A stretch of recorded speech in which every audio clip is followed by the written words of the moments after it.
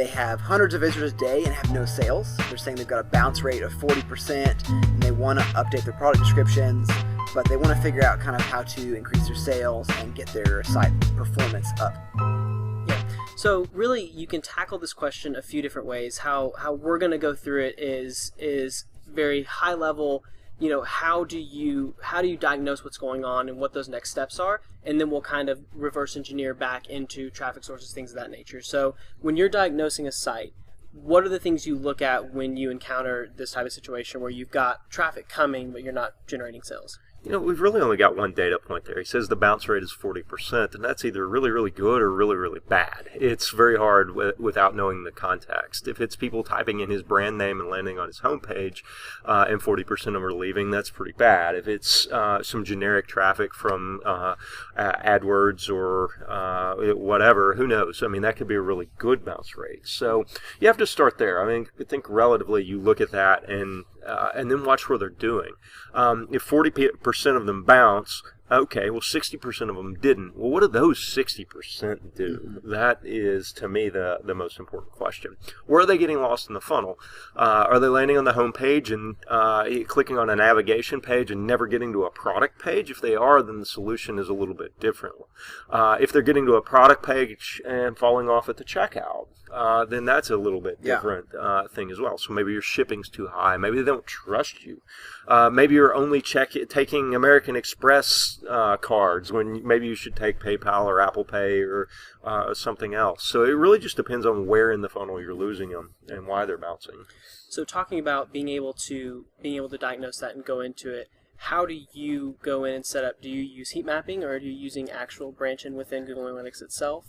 Branching with Google Analytics is the easiest place to start, and then you do go to heat mapping and see where they're going. Actually, if you can do cursor mapping, that's even better. Where are they hovering and where are they pointing?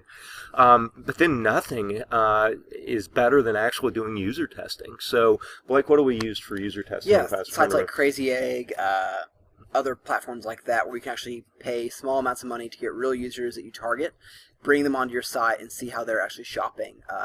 I've gotten more value from seeing people kind of outside my sphere of interaction on the site actually buying and shopping than I do from anything else. Yeah, the medical scrub site that we own, we were able to go in and say, hey, give us 25 nurses, and it'll record them shopping. And you give them a task and say, hey, go to this site and give us your feedback. Go all the way to checkout and don't type in your credit card. Well, unless you want to, that'd be fine too. But and gosh, the simple, stupid things, the errors that we made, you can find them quickly. So those are probably the three tools that you use. You're blind to a lot of your own errors until you see it from somebody that you've never interacted with that kind of fits in your customer profile. Yeah. So in summary, number one, where are they getting lost in the funnel? And you can do that with the click tracking through Google Analytics. Second thing would be a heat mapping, cursor tracking, ideally, study of the users. And the third thing is just brute force. Watch some real people do it, and you learn more that way probably than the other two combined. Yeah,